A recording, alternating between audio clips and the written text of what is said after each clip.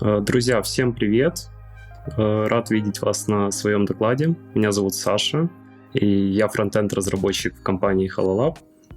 Сегодняшняя тема нашего доклада будет, как написать функционал drag and drop без использования каких-либо библиотек, помимо React, конечно. Для начала скажу пару слов, как я пришел к данной теме, как я решился сделать доклад на эту тему. Все достаточно просто. Я переоценил свои силы и решил написать библиотеку drag and drop. Я подумал, чем я хуже, почему я не могу написать такую же библиотеку, как подобные находятся на GitHub.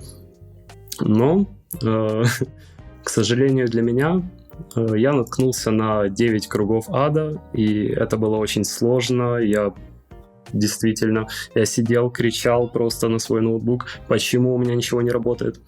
И поэтому по итогу нашего доклада я напишу этот функционал. Он будет неполноценным, поэтому, само собой, на коммерческих проектах использовать его не рекомендуется. Вот. И цель моего доклада в том, чтобы показать вам, как данный функционал можно реализовать, с какими проблемами вы можете столкнуться, пока вы будете его реализовывать. И в целом, я думаю, что большинству из вас никогда не придется делать подобное. Для чего же я это делаю? Мне кажется, что в принципе будет полезно понимать, как подобные библиотеки могут быть устроены изнутри, потому что для вас все это перестает быть магией. То есть вы понимаете, что происходит внутри данной библиотеки, и понимаете, какие от этого могут быть баги, какие проблемы и так далее. По ходу я буду писать код, а вы можете задавать свои вопросы в чат, возможно, какие-то предложения, и я буду отвечать по возможности. Я все время смотрю в чат. Вот. И думаю, мы можем начать. Сегодня у нас будет пример на вот такой простенький сайт. Тут у меня есть борд с колонками и карточками, то есть тикетами. Нашей задачей будет сделать так, чтобы карточки можно было перемещать между колонками, из одной колонки в другую. Также карточки можно будет менять местами, менять их порядок. Давайте покажу немножко, как это устроено в коде. Вот, собственно, наш компонент table, то есть board. И у нас есть два стейта. Это колонки, это тикеты. Их структура выглядит подобным образом. То есть у каждого из них есть ID-шник, какой-то title. В случае с тикетами у нас есть column ID, то есть идентификатор колонки, в которой эта карточка находится. И есть поле order, то есть в каком порядке наши карточки будут выводиться в колонки. Так, тут у нас мы выводим в данном случае сначала колонки, проходимся по ним, сортируем колонки по порядку. И затем в каждой колонке я фильтрую массив карточек, чтобы выводить только те карточки, которые относятся к этой колонке. Затем также сортирую их по ордеру в порядке убывания, в порядке возрастания точнее, и вывожу сами карточки. Все это реализовано сейчас в одном компоненте для наглядности, для того, чтобы вы могли видеть сразу всю картину. Подскажите, если плохо видно код, если, возможно, он слишком мелкий, я могу его сделать крупнее. И давайте для начала определимся с функционалом нашего drag and drop, как он должен быть реализован. Соответственно, в плане кода у нас должно быть минимум 3 компонента. Это перетаскиваемая карточка, перетаскиваемый элемент, draggable element какой-то. У нас есть drop контейнер, это место, куда мы можем дропнуть, выбросить нашу карточку, наш элемент. И также неплохо иметь для этого всего какой-то контекст, поэтому также будет компонент drag контейнер, который как бы объединяет все это для того, чтобы у всех этих элементов был один контекст. Тут я уже реализовал данные 3 компонента. На данный момент они пустые. Вот. Единственное, что у них есть, это типы, которые я прописал заранее, для того, чтобы не сбиваться. И давайте начнем, пожалуй, с компонента draggable element. Как он должен работать? Как, в принципе, должно работать перетаскивание? Нам нужно захватывать несколько браузерных событий. А именно, для начала мы будем захватывать mouse down событие. Это когда мы нажимаем мышкой на элемент. После этого мы будем захватывать элемент mouse move и затем mouse up. Mouse move для того, чтобы менять позицию нашей карточки, и mouse up для того, чтобы определять, куда ее нужно, как конец нашего драга, нашего перетаскивания, и где мы должны дропнуть эту карточку. Давайте начнем. В нашем компоненте я напишу функцию. Она будет называться drag start. Я ее сразу же оберну в callback. И, собственно, этот callback мы будем передавать нашему children элементу. Он, кстати, у нас будет не совсем стандартным, то есть в данном компоненте я не буду выводить подобные записи с HTML элементами. Потом объясню, как это работает и для чего это нужно, в принципе, пригодится. Что мы должны передавать в children? Если посмотреть на эти пропсы, мы должны вызывать children как функцию и передавать туда пропсы, ну и state, который у нас позже тоже будет. В свое время эта children функция, она возвращает уже React элементы, какой-то JSX. Так. И для начала я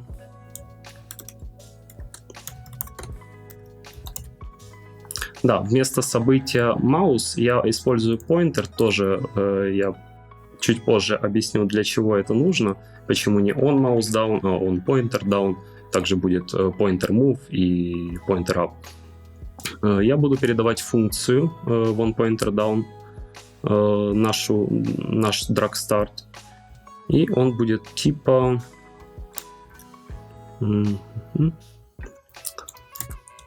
как он называется, pointer event handler HTML element. Все, теперь я тут буду принимать pointer event, я назову его start event, хотя не просто event. И также, ребята, у меня есть референс, к которому я буду время от времени ссылаться, потому что все это запомнить я, честно говоря, не могу. Итак, из чего будет состоять наш drag start? Собственно, нам здесь нужно создать еще один state. Я назову его dragging. Set dragging.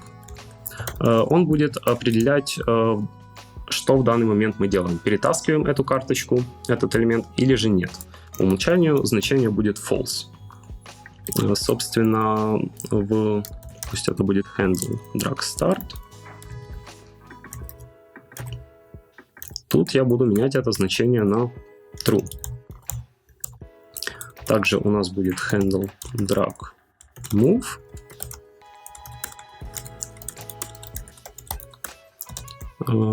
Правда, это будет уже событие не React, а браузера, поэтому не буду передавать тип.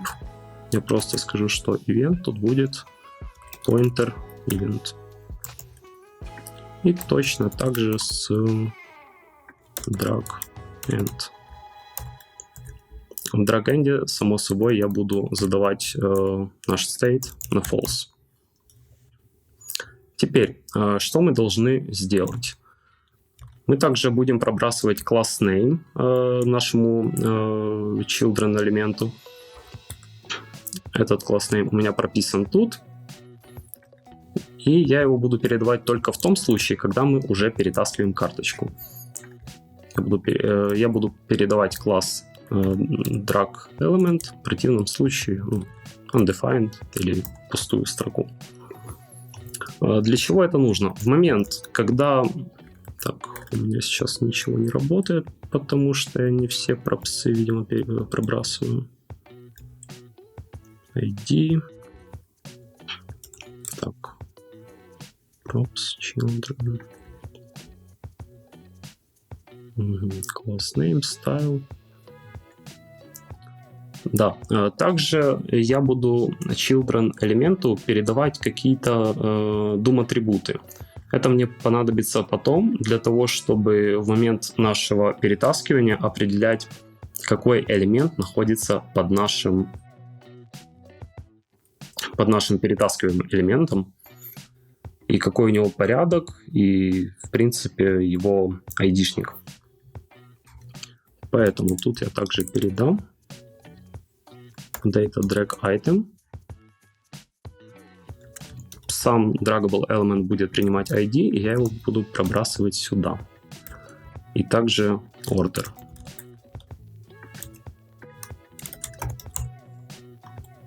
Так, ну order нужно, наверное, преобразовать в строку. Теперь чего не хватает ему? Стиль не обязательный. Ref. Ref сейчас пробросим.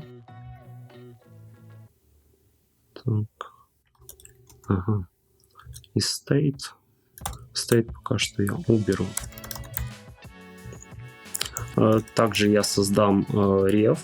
Назову его child ref, который я также буду передавать в children. Этот ref мне понадобится для того, чтобы, в принципе, манипулировать как-то данным элементом, задавать ему стили какие-то в момент перетаскивания и так далее. Будет у нас HTML элемент. Вот. Так, и буду его передавать вот таким вот образом. Теперь, что мы должны сделать? Давайте для начала в нашей таблице будем оборачивать наш тикет, компонент, там, где мы тикеты выводим, мы будем это оборачивать теперь в наш компонент.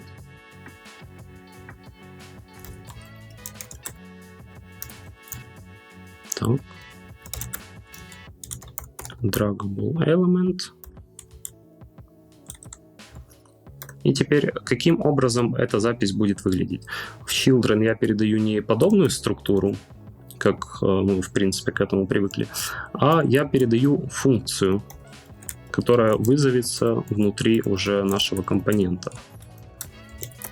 И таким образом я смогу получить тут пропсы, собственно, которые мы только что прокидывали, и передать их, например, вот сюда вот, в нашу обертку тикета. Также атрибут prop_key, мы его теперь будем назначать тут. В качестве ID draggable элемента я буду задавать column ticket ID, и в качестве ордера, соответственно, его order. Сейчас у нас ничего не работает по понятным причинам. Теперь нам нужно сделать так, чтобы срабатывала наша функция handle drag move и handle drag end. Делать я это буду в useEffect. Вот подобным образом. Он будет обновляться, когда изменяется наше наш state dragging. И тут я буду говорить, если мы сейчас перетаскиваем элемент, тогда на элемент window я буду добавлять event listener на pointer move. И буду вызывать handle drag move. И также точно то же самое будет происходить, но на pointer up. И тут будет handle drag end. Теперь я также буду удалять эти обработчики события.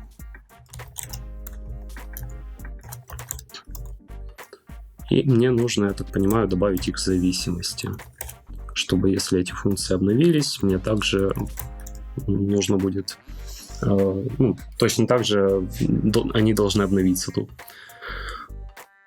Наверное, объясню, почему именно pointer события, а не mouse, например. Все достаточно просто. Мы попытаемся заставить работать наш drag and drop на мобильных устройствах, на устройствах с сенсорным экраном. И маус-события я мог бы вам показать сейчас, но они не работают на сенсорных экранах. Вместо этого у нас есть pointer события. И если зайти в Canary Use, pointer event. Сейчас эти события уже у них отличная поддержка, и их можно использовать. Не считая Opera Mini, конечно. Они будут работать как на компьютере, с мышкой, с трекпадом, так и на сенсорных экранах с пальцем, стилусом или какими-то другими методами ввода. Это универсальный такие универсальные ивенты. Теперь давайте проверим, что все работает. Тут выведу в консоль move, тут end, тут start.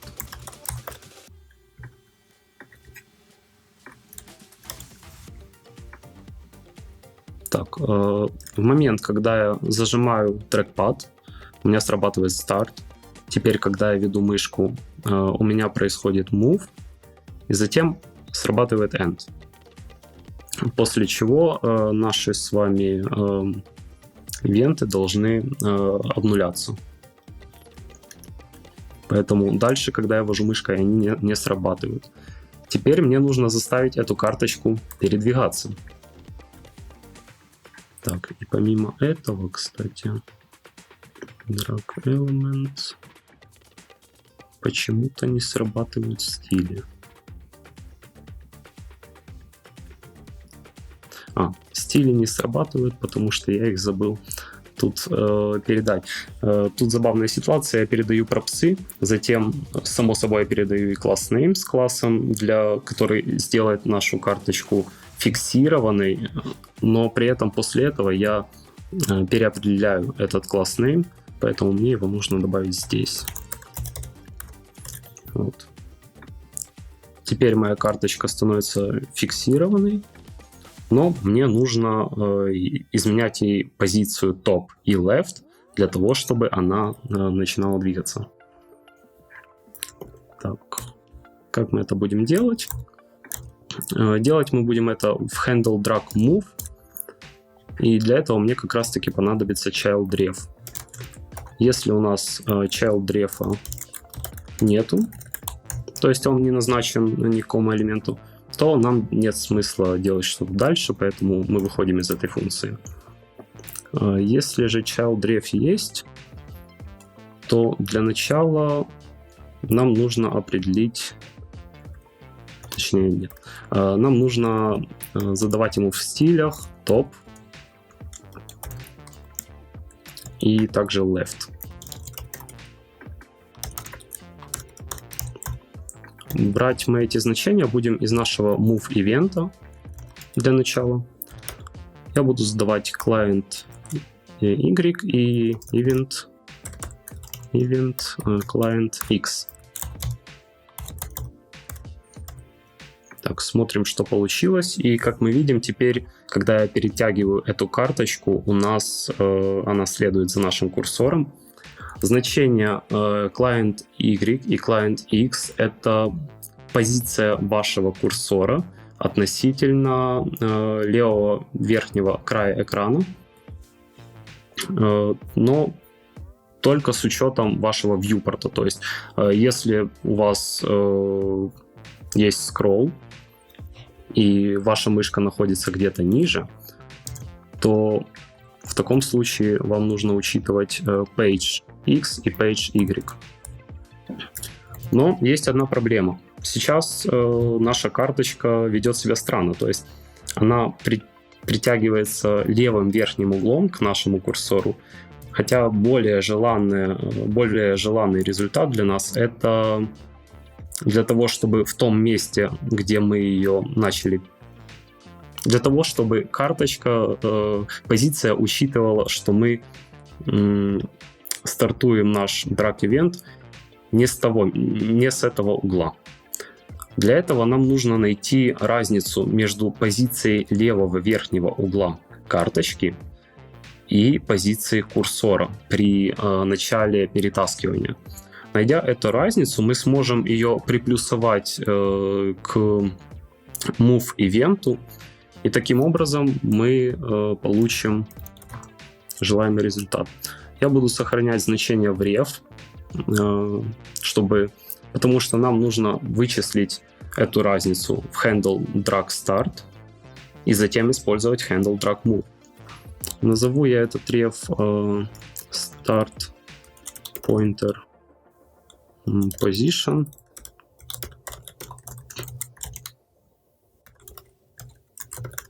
По умолчанию будет null. И объявлю в типе top number и left. Все. Теперь я могу в handle drag start я также добавлю вот эту строчку, вот это условие, если у нас нет child ref, то есть нашей карточки, то мы ничего делать не будем. Потому что далее я тут хочу достать child rect. Для этого я использую браузерную функцию getBounding client rect.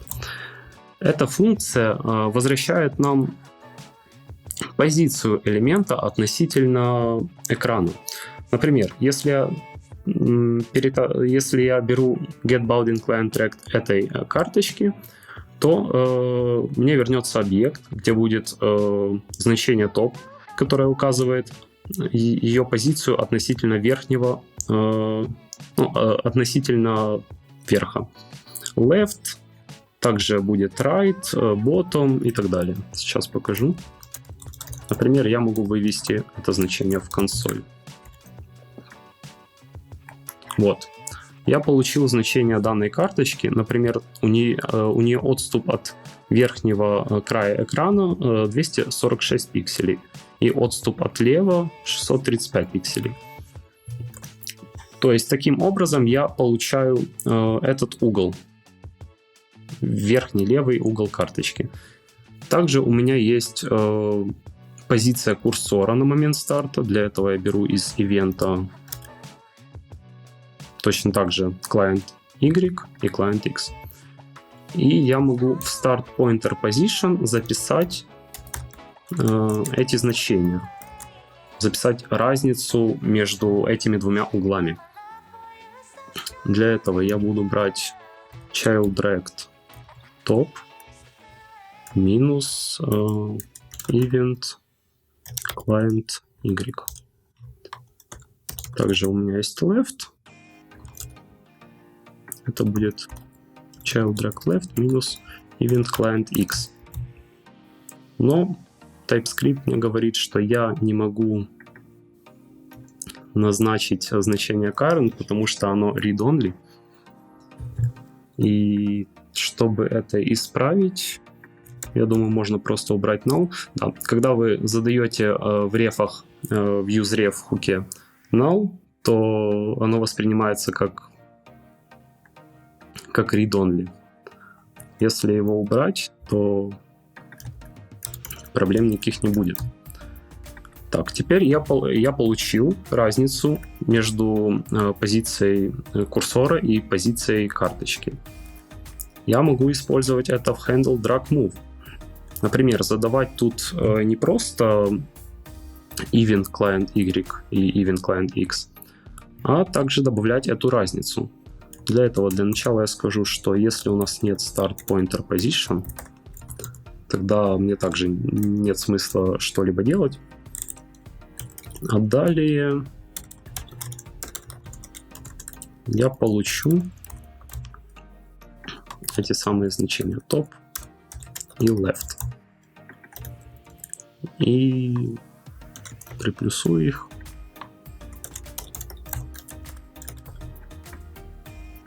Да. То есть теперь, прибавляя разницу, при старте, конечно, наша карточка не получает топ и left, она получает его только когда мы начинаем ее двигать. Но теперь мы видим адекватное ее передвижение с учетом этой разницы. На данном этапе, если все понятно, если что-то непонятно, задавайте вопросы, я постараюсь на них ответить. Так, теперь, когда мы начали передвигать карточку, нам нужно заставить ее где-то дропать. То есть, чтобы при handle drag, как она называется, handle drag end, она дропалась. Для начала нам нужно создать компонент, точнее настроить компонент drop container. Этот контейнер будет определять место, где мы можем дропнуть данную карточку. У него также есть пропсы. И точно так же в children мы будем передавать, допустим, класс name, стили какие-то, возможно, и атрибут data drop container, которая будет идентификатором этого drop контейнера. Для этого я буду принимать тут children, также ID, а возвращать буду уже children. Так, класс name можно передать, но нам это не нужно. Data drop container ID. Пока что это будет выглядеть так. Возможно, это максимально просто. И давайте в нашем table компоненте обернем наши колонки в этот контейнер.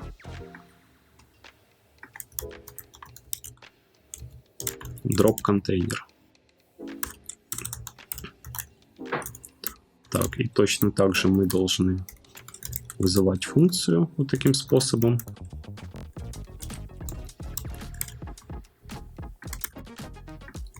Контейнер наш должен принимать ID, и в качестве идентификатора, я думаю, мы можем использовать column ID.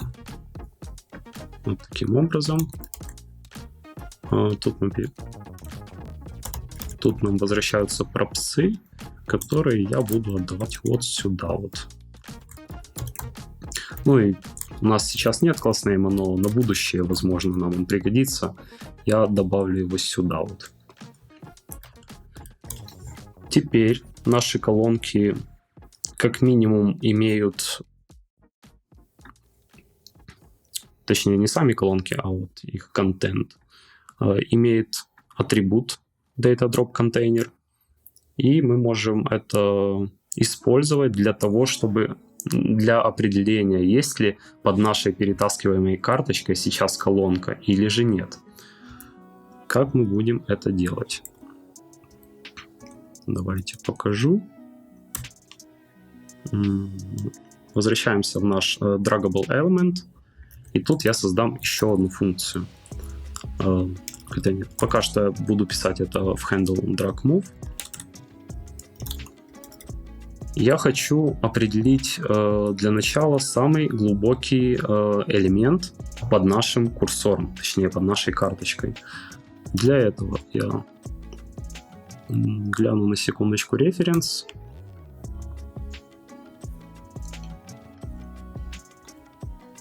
Вот данная функция. Я хочу достать самый глубокий элемент под нашим перетаскиваемым элементом. То есть, когда я перетаскиваю, например, в данном случае у нас будет под нашей карточкой карточка GetWell, она называется. И я получу ее. Если же я, допустим, перетаскиваю в To-Do, то в данный момент под нашей карточкой находится только колонка. Делаю это при помощи document element from point. Эта функция, в эту функцию вы передаете две координаты по x и по y и получаете, соответственно, самый глубокий элемент. Кстати говоря, для того, чтобы это работало корректно, я задаю нашей карточке, которую мы передвигаем сейчас, я ей задаю pointer events none. То есть в данный момент эта карточка не учитывается никак, мы на нее не можем ни навестись, ни что-либо еще, ни кликнуть. И, соответственно, эта функция точно так же ее пропускает. В нее я должен передать event client X, event client Y, затем start position. В данном случае у нас это будет просто left и top, который я достаю здесь. И нам нужно также доставать child direct with child direct height, деленное на 2. Для чего это нужно? Если я просто передам client X, client Y плюс top и left, сейчас мне мешает показать. Если я буду передавать только данное выражение, то я получу вот этот вот угол. В общем-то, я буду доставать элемент относительно вот этого угла. Child rect with и height, деленное на 2, позволяет мне достать самый глубокий элемент относительно центра нашей перетаскиваемой карточки. То есть мы получим, допустим, карточку GetWell мы получим только в том случае, если центр нашей перетаскиваемой карточки будет находиться над этой карточкой. Если же мы будем вот так вот передвигать, то мы не получим карточку GetWell. Поэтому нам нужен тут child rect, но так как у меня сейчас его тут нет, я его добавлю. Я точно так же сразу вызову getBounding client rect и приплюсую это сюда. По x координате нам нужно добавлять with деленное на 2, то есть взять центр нашей карточки по ширине, по высоте, точно так же центр высоты нашей карточки. Теперь выведем это значение в консоль. Сейчас у меня куча вызовов в консоли, и она показывает, что она достает наш drop-контейнер с названием done. Если же я перетяну на карточку Buy MacBook Pro, она уже получает этот тикет.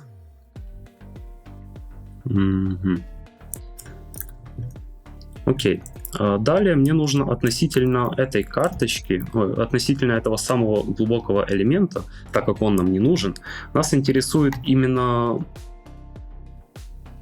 наш дроп-контейнер или наша карточка. А другие элементы, там может быть элемент с текстом, элемент с кнопкой, в общем, все что угодно. И нас это не интересует. Поэтому я достаю closest drop container element. Как я это делаю? Относительно нашего самого глубокого элемента достаем closest. Тут мы должны прописать CSS селектор, по которому мы будем искать элемент выше. В данном случае я хочу достать наш drop контейнер. Так, это drag контейнер. Да, и буду я это делать при помощи данного атрибута data drop container. То есть, что я сейчас прописал? я хочу достать ближайший элемент с вот таким вот атрибутом. Теперь, если он у нас есть, точнее, если у нас его нет, просто выходим из функции. Если же он у нас есть, мы также принимаем функцию. Так, я вот сейчас думаю. Пока что, наверное, весь вот этот код я буду вызывать при drag-end. Да, извините, я немножко путаю вас. Тут мне тоже нужен child direct. Точно так же можно делать подобную запись.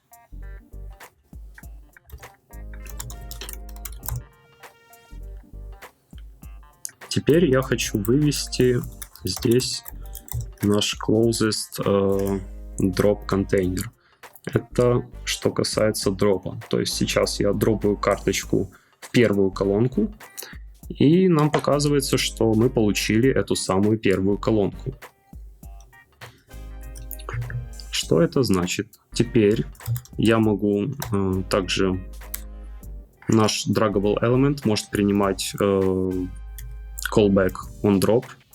Мы можем подписываться на это событие. И вызывать я его буду как раз таки здесь. Но пока что только если у нас есть этот closest drop container.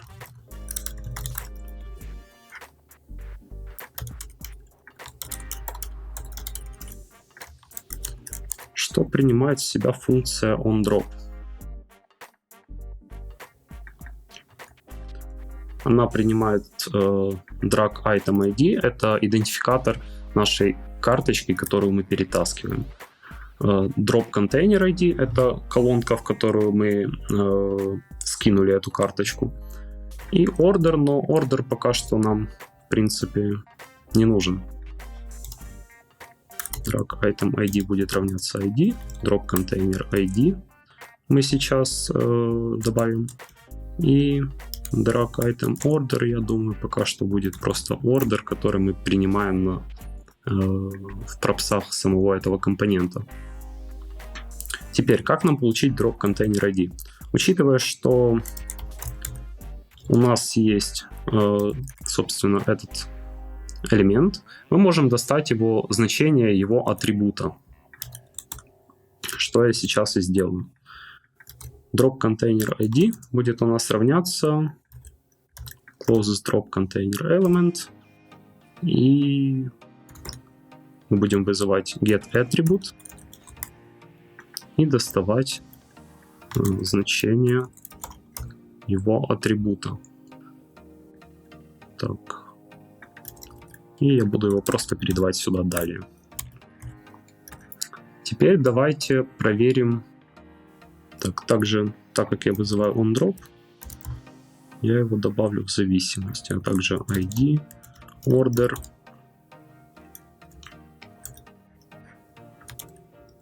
Теперь возвращаемся в table. Тут в нашем draggable element мы теперь можем передавать функцию onDrop. И она нам будет возвращать тот самый drop container ID, который я могу вывести в консоль, чтобы понять, что он вернет нам. Итак, я перетаскиваю карточку в to-do. Мне возвращается строчка 1, потому что у нашей первой колонки идентификатор 1. Если я перетащу его сюда, у нас будет 2. Если в эту же колонку, будет 3. Если же я куда-то заведу карточку, где вообще нет колонки, нам ничего не вернется. В принципе, эта функция onDrop на данный момент она не заработает. Она не вызовется. Теперь я могу написать функцию, которая будет менять массив наших карточек, чтобы изменять нашей карточке ID-шник колонки. Я назову ее handle change ticket column. Она будет у меня с тем же интерфейсом drag event. Не. Секундочку. Но у меня будет он называться, будет иметь интерфейс type drag handler.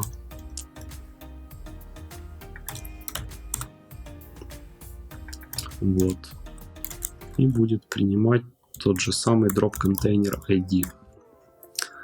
На данный момент drop container ID у нас равен идентификатору нашей колонки.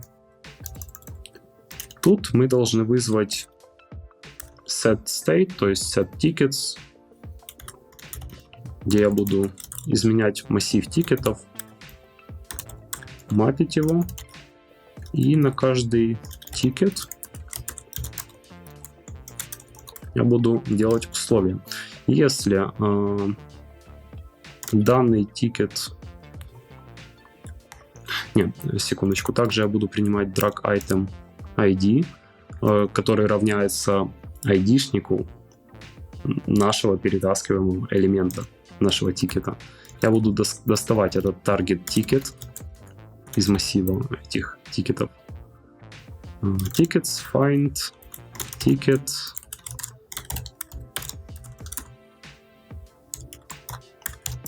В общем-то, из массива тикетов я буду доставать тот, у которого ID равняется нашему перетаскиваемому элементу. Это у нас будет target ticket. Теперь в изменении массива тикетов я буду ставить условия. Если ticket ID не равняется target ticket ID, в таком случае этот тикет мы никак не затронули пока что, и нам нужно его просто вернуть. В противном случае у нас... В противном случае мы работаем с target тикетом. Так, у меня есть условия. И в target ticket. Если target тикета нет, то я просто выйду из этой функции и не буду изменять ничего. В общем-то, если мы работаем не с target тикетом, то мы никак его не изменяем. Если мы работаем с target тикетом, то мы должны переназначить ему column ID на вот такой, на drop container ID. Так, сейчас он мне говорит, что drop container ID у нас может быть null, как бы в теории да, хоть и на данный момент нет. Но хорошо, если у нас будет null, тогда я оставлю column ID таким же, какой он и был. Оберну функцию useCallback и добавлю в зависимости массив tickets. Теперь я буду передавать эту функцию сюда. И давайте посмотрим на результат. Когда я перетаскиваю карточку из колонки done в колонку todo и отпускаю, у нас изменяется state, и, соответственно, карточка уже отрисовывается в первой колонке. И так будет, в принципе, с любой. Если же я ее перетаскиваю в пустое пространство, где нет колонки, то она вернется на место. У нее останется тот же идентификатор колонки, и ничего не поменяется. В принципе, менять просто колонку — это пока что легко. А проблемы начнутся, когда, если я успею, а то я смотрю, что я так долго рассказываю, проблемы начнутся тогда, когда мы будем менять порядок этих тикетов. Вот это действительно было сложно для меня понять. Итак, к чему мы перейдем сейчас? Да, давайте сделаем так, чтобы когда мы перетаскивали наш тикет в другую колонку, учитывался не только идентификатор колонки, а еще и порядок карточки. То есть, если я передвину ее, допустим, под первую карточку, то она займет order 2. да, и так далее. Если над 1, то ордер будет 1.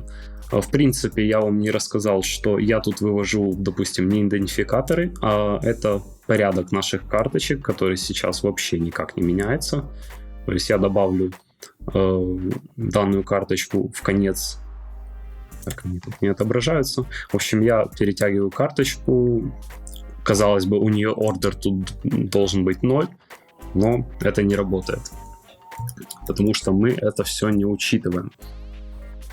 Поэтому в handle drag end, помимо того, что мы достаем наш ближайший контейнер, нам нужно доставать еще и ближайший drag element. И само собой для drag element у нас есть свой ID.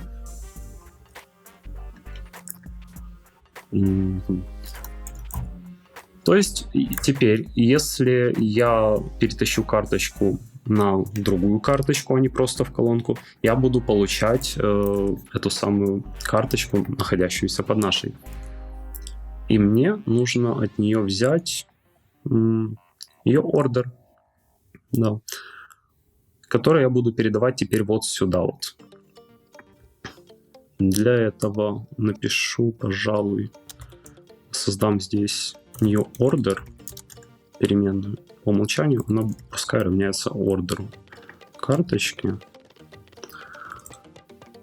Теперь, если у нас есть карточка под нами, то я буду задавать этот new order. Буду брать get attribute. И атрибут у нас называется data item order. Вот. Но так как order это у нас number, нам нужно еще данную запись перевести в число. Каким-то таким образом. Теперь я хочу вывести это значение в консоль, чтобы посмотреть, что мы получаем. Итак, если я перетаскиваю карточку в колонку, вообще без карточек, я получаю 3. Почему я получаю 3? Ну потому что такое значение было до этого. Мне кажется, я должен это делать тут.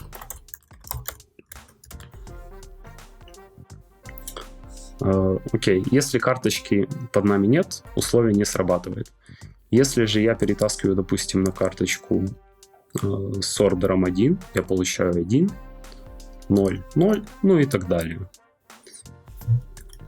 И сейчас я хочу этот new order пробрасывать вот сюда вот, в нашу drop функцию. Так.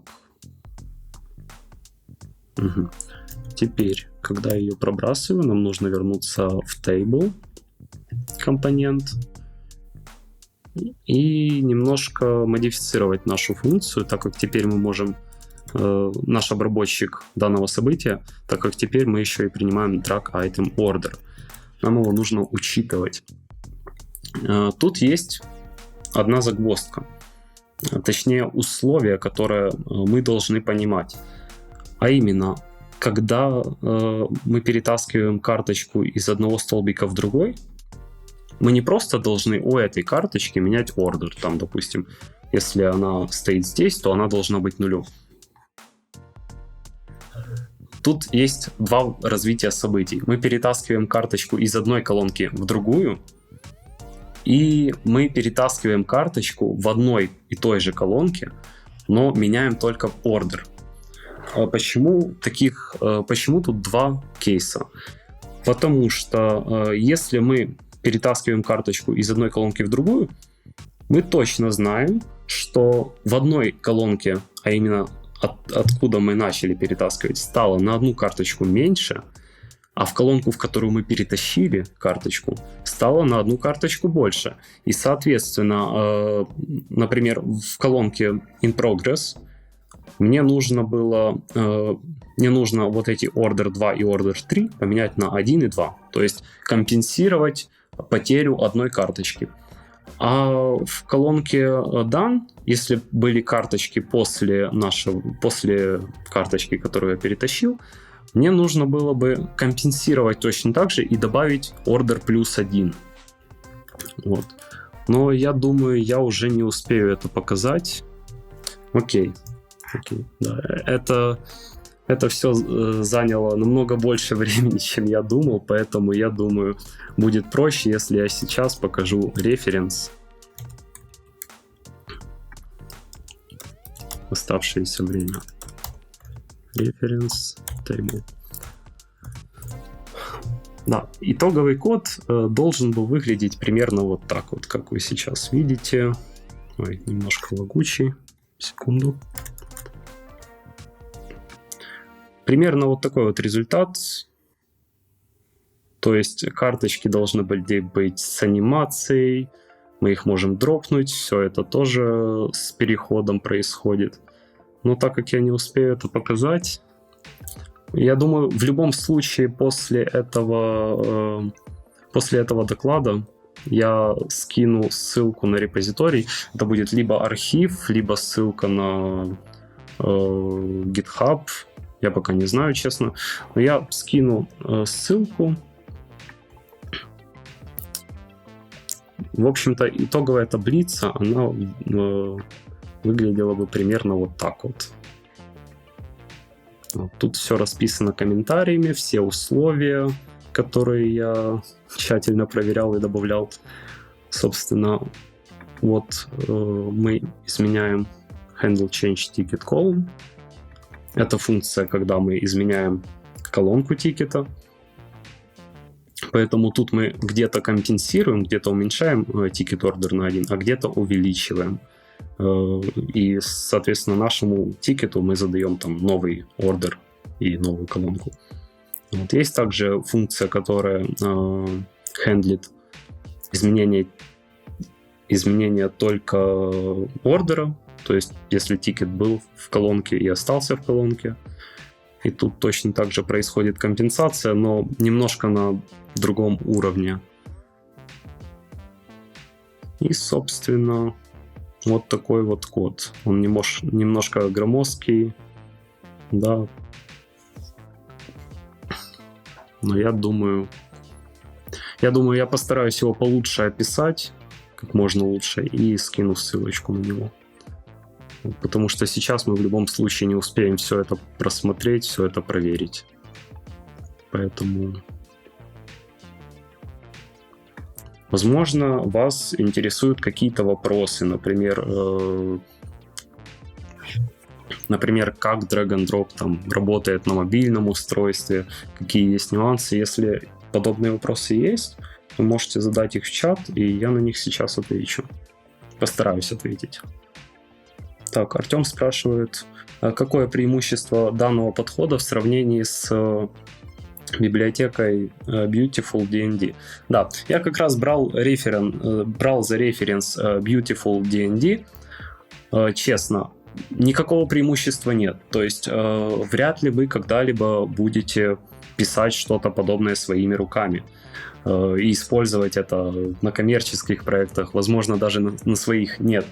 Это просто как бы развитие. Мне кажется, попробовать написать что-то подобное или drag and drop, или, допустим, попробовать написать свой Redux или другую подобную библиотеку. Это просто как развитие себя, понимание, как оно устроено изнутри, и какие, в принципе, с какими проблемами сталкивались подобные разработчики, которые писали такие библиотеки.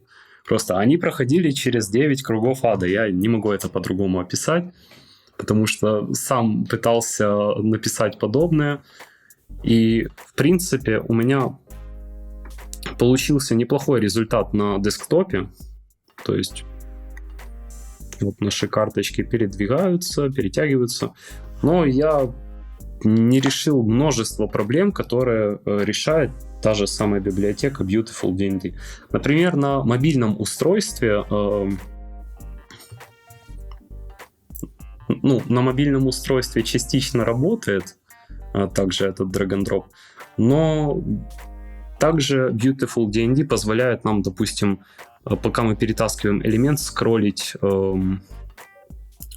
какой-то контейнер, да, так как у нас вся область дропа может быть где-то за видимой частью нашей страницы.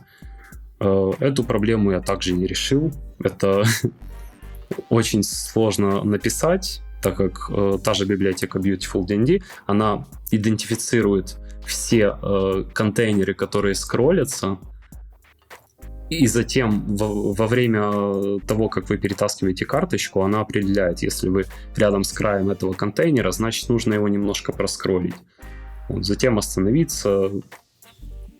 Поэтому я не призываю вас писать свои библиотеки, по крайней мере, подобную, потому что вряд ли у одного разработчика, тем более в краткий срок, получится обработать все use cases. Также на мобильном устройстве мы можем его перевернуть, то есть сменить его ориентацию, или же выйти за пределы странички. В общем-то, эти все условия нужно обрабатывать, и поэтому ничего универсального у меня не получилось. Так что, а то, что получилось, я постараюсь, так как я не успел, по сути, рассказать самое интересное. Я скину код, возможно, запишу видео с объяснением, и постараюсь как можно лучше прокомментировать код. Если вам будет интересно это, вы можете его посмотреть, что-то там изменить, посмотреть, как это работает, понять. Спасибо большое. Действительно, я очень много времени я не заметил, как пролетело время, и по сути рассказал только, как перетащить карточку из одной колонки в другую, как это реализовать, анимации и так далее. Это намного интереснее, честно говоря. Вот. Хорошо. Спасибо вам тоже, что пришли. Извините, что ничего не успел. И да, я скинул ссылку на код. Если вам будет все еще интересно, вы сможете все это посмотреть. На этом, я думаю, мы можем заканчивать. Все, тогда всем спасибо еще раз. И всем хорошего дня.